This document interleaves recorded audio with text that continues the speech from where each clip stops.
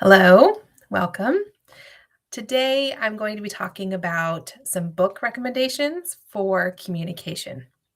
So, one of my biggest fears, one of the one of the things that I constantly struggle with is the fear of being misunderstood, either in my conversations with individual people or in group scenarios or in my writing.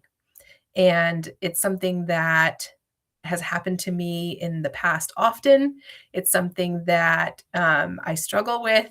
It's something where it could be a low stakes situation, like something silly where they just misunderstood what I was doing, or it was not something that was not that big of a deal. Or it could be something that's got a little bit more stakes to it, like when I was a teacher and I thought that I was communicating clearly and teaching a lesson and that the kids understood it. And then I find out the next day after I go through the homework and grade the assignment that they did not understand what I was trying to teach them. And I had to reteach the entire lesson.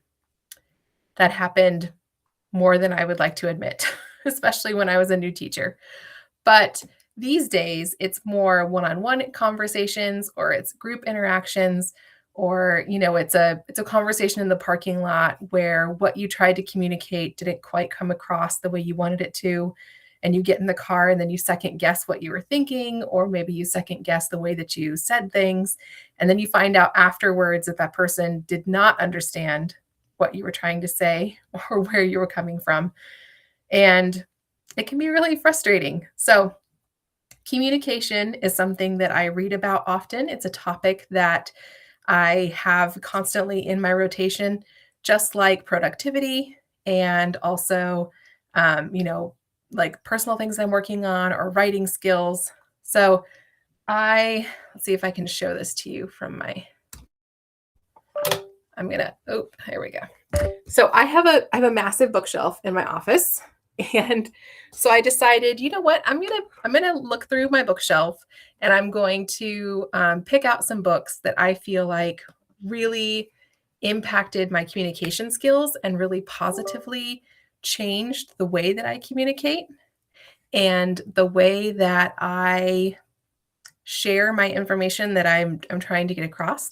So today I have a stack. I have 10 and a bonus.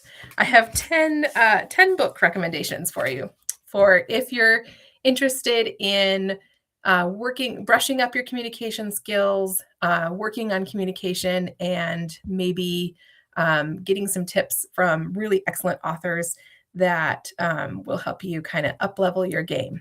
So let's get started. All right, I have at the top of my list, I have the book Talk by Allison Wood Brooks. I listened to the audiobook of this, and then I also went through and underlined. It's excellent. I had so much fun listening to the examples that she had. I really enjoyed the science behind what she talked about. She's a professor, and she has just so many wonderful examples of students applying what they were learning, or also like class examples. And it was so much fun to read, and just got so much out of this. So that's our first one in the stack. Super Communicators by Charles Duhigg. Loved this. I think I did the audio and I also commonplace notes. I'd use my commonplace notes on this one. Really enjoyed Charles Duhigg he's an excellent writer. And I just really enjoyed the way he approached communicating, and also lots of different examples in lots of different areas. So this was excellent. The Highly Sensitive Parent by Elaine Aron. So this you might not think of right off the bat when you're thinking of communication or getting information across. But when I realized that I am an HSP and that there's a lot of ways that my environment is overwhelming me, that is stopping me from communicating, and then I have some kids that have some HSP tendencies, And so once I realized that I could actually change some factors in our environment that would make it easier for us to communicate with each other and understand one another, this made a huge difference. So um, this is my addition to my category because of my personality and what I have to face, and super helpful. The next one is Everybody Fights by Kim and Penn Holderness.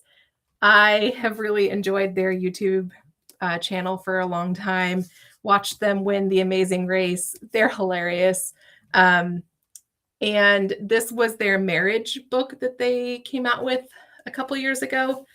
And I really enjoyed the stories in here. I enjoyed the examples. They had helpful tips that did not feel like this is how this is the only way that it's done kind of book. It was just also like really well designed. So they have like little boxes and little examples, and yeah, and they also took turns writing back and forth. And so they would label like this section is Kim's section, this section is Penn's, and you could kind of see their different perspectives, which I love it when POVs switch back and forth. And yeah, so this one's a really fun one. I don't typically read marriage books because they annoy me, but this one did not. It was just fun. Drama Free by Nedra Glover Tawwab. I hope I said her name correctly. Her books on boundaries are just next level. They are excellent tools. And her first one, let me see if I can grab it. Here's her first one, Set Boundaries, Find Peace. In this book, I learned not to over communicate to someone who does not necessarily want to have all of the details. So I guess I could add this one in. This one can be an extra bonus. But Drama Free, this is all about managing unhealthy family relationships and conflict.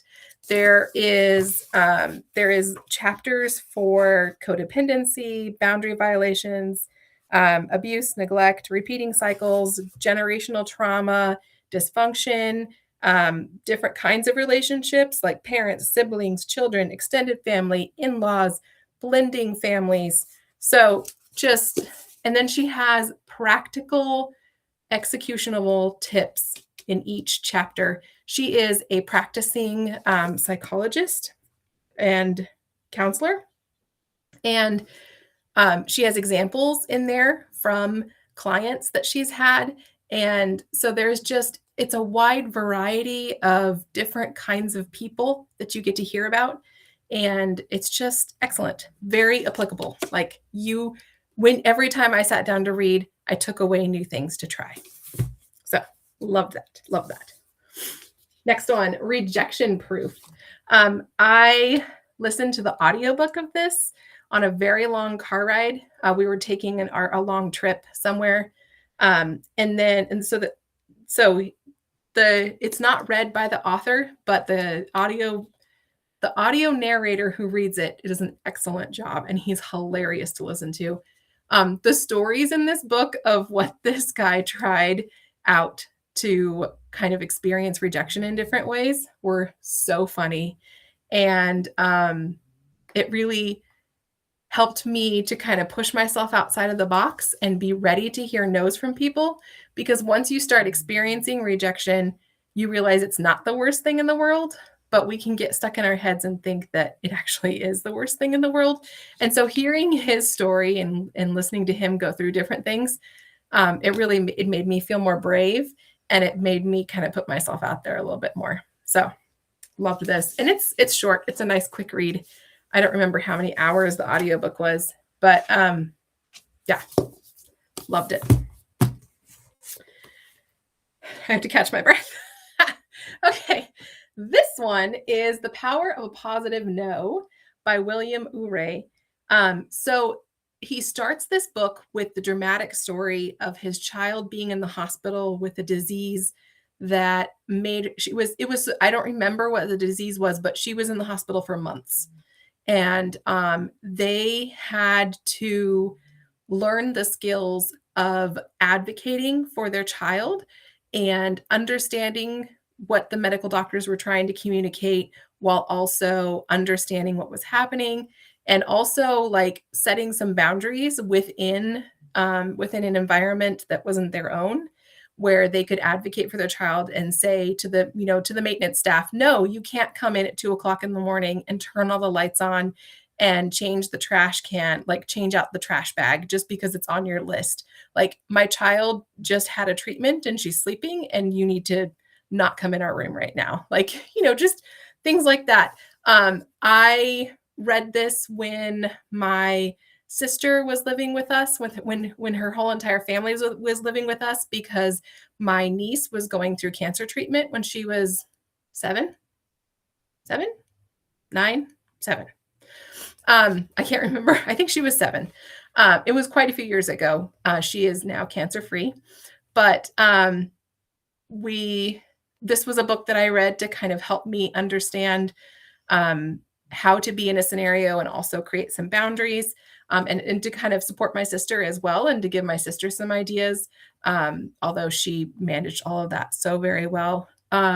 It was also something that was super helpful when I was helping my mother-in-law in the hospital last year. And so this has just been a great way for me to learn how to advocate for people, especially in medical scenarios, although this could be used in any situation. But those are kind of extreme examples of why you would need to advocate and really set some strong boundaries that might not be understood by others. So the power of positive no. Okay, you still with me? We're still going. We got 3 more left and a bonus. Okay. This one I read just recently. It's called Mistakes Were Made, but Not by Me. Why We Justify Foolish Beliefs, Bad Decisions, and Hurtful Acts. And it's by Carol Travis and Elliot Arneson. So I listened to the audiobook. Excellent. I also went through and took notes and wrote out in my commonplace notebook. This book is all about cognitive dissonance. So cognitive dissonance is when we believe one thing about ourselves, but then we do something that doesn't match that, or we have some information coming at us that doesn't match. And so then we have to do a little bit of gymnastics to kind of make those things work. I came across the idea of cognitive dissonance when I was reading Brené Brown's Atlas of the Heart, and she highly recommended just her whole entire cognitive dissonance section in Atlas of the Heart really clarified to me that I didn't understand that concept, and it just kind of agitated me and poked at me, and I needed to do something about it. So when I saw this book was recommended by her in that section, I got it, listened to the audiobook, and I remember distinctly, I was walking at the park while my kids were in PE class, and I'm listening to a piece of this, and I just had to pause it and be like, what? This makes so much sense. I have a couple people in my life that are definitely having some cognitive dissonance, and it makes it very difficult to communicate with them. But then also I see that happening in our culture as a whole.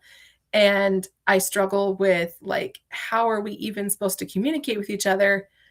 And this book just it brought up a lot of things. It didn't solve very many things, but so there were some times where it was a hard time for me to listen to it because it was kind of a bummer. But it was really enlightening, super helpful. And it also made me think about ways that I do that in my own life. And it really challenged me to sit with the uncomfortable emotions or the uncomfortable situation or the facts of what is in front of me and not just smooth that over with some cognitive dissonance. So it's a thicker book, but And you can also skip around to different sections because it attacks cognitive dissonance in different areas. After you've read like the introduction and the first chapter, it kind of takes on, so there's like Pride and Prejudice, good intentions, bad science, law and disorder. There's a whole section on justification in marriage and wars and political. There's like political justification, democracy. So it was fascinating. It was fascinating. Okay. Next one. Everybody Writes by Anna Handley. So, fun story. This was actually the first writing book that I was given. My husband gave this to me for my birthday in I always write inside my books, in 2021. So, this, I had been writing for a while, but I hadn't considered reading a book about writing. And this was the first one that I did. And it is extremely helpful for just writing in a way that people understand, structuring your sentences in a way that contains like the best stuff at the beginning of the sentence, ways to vary your sentence structure. And basically, the premise of the book is whether you write novels or you just write emails on occasion, everybody writes. And in the society we have now, we are in a completely literate, like written based society. And so if you are online and you do not pay attention to your writing, you will be misunderstood, and people will not be able to communicate clearly with you if you struggle with basic writing and also just like clear writing. So I found this to be super helpful, and it was very, very practical. I was able to just like immediately see changes that I needed to make. And the chapters are really nice and short. So just to give you an idea, there's 73, something like that, 73 chapters in this rather short book. And it's very, so the chapters are just a couple of pages each, which makes it really easy to just sit down and read a page or two and then start applying that. They're also like really well, the interior design is done very well. So there's a lot of white space. There's a lot of sidebar boxes and quotes, and it's very, very reader friendly. So this is something you could read with like a cup of tea in the morning or with your cup of coffee before you leave for the day or whatever, because it's just very friendly for that. Okay. Last official number 10 is Raising Hell and Living Well by Jessica Elefante. So I love this author's approach with explaining like how advertisers are getting your attention, how media works on the back end of things, how your attention is being captured by people, and that if you do not strategically step forward and take ownership of that it will be taken from you, basically. She talks about freedom from influence in a world where everyone wants something from you. And then there's an asterisk and it says, including me. Her life stories in here are wild and hilarious. She lived a pretty wild life when she was younger. Her skills that she has, like just her background knowledge is extensive, and it all felt very based in fact and experience and what she's gone through. And she's hilarious. It was really fun to read. So my book that I wrote, Subtle Resistance, I'm gonna grab a copy. Here we go. I wasn't planning on grabbing that, but my book, I feel like our books would be friends, because this is like, so this would be like the second version of my book. So like this would be the starter, and this would be like the second piece, because it just, the entire time I was reading, I was like, yes, I love this. It's so great. So Definitely check this out. It's hilarious. It's a little bit of a chunky book, but I sped through it super quick. I think I read it in like 3 days because I just loved it so much. So, oh, and then I have a bonus. This is the bonus. So I have my stack of 10 plus one. It's Grace, Not Perfection by Emily Ley. I read this quite a while ago when it first came out, and it just was a great reminder that I don't need to be perfect, and there is no expectation of perfection. And I like how in the chapters she talks about grace with yourself, grace with your people, grace with your calling. And so, in all different areas of your life, if you can just embrace this sense of grace and understanding for yourself and for others, it really makes the biggest difference of all. And really, that's what we want to communicate to other people too, is we want to communicate grace and kindness and understanding. And I really feel like that book helped me start on that journey. So this is, add these to the stack, and this one, why not? Okay, so here's my stack.